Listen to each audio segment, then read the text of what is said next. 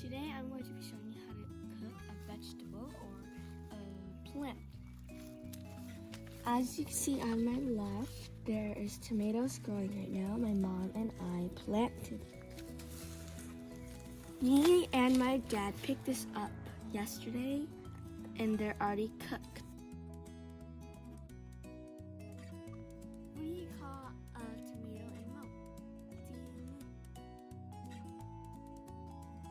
Najang, welcome back to the video, and today we're going to be talking about the pot and the seeds. This is a cucumber seed, and as you can see, this is my little workstation. So you could ask your mom or dad to get this pot at Lowe's or Home Depot. So first you get a seed, any seed. This is a cucumber seed, so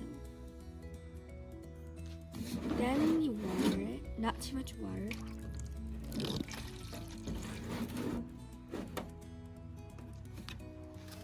And then you could wait a couple weeks for it to grow.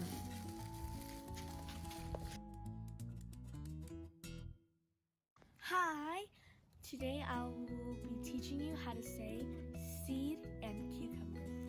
First seed is no. Cucumber is D. So together is Nong D. Bye.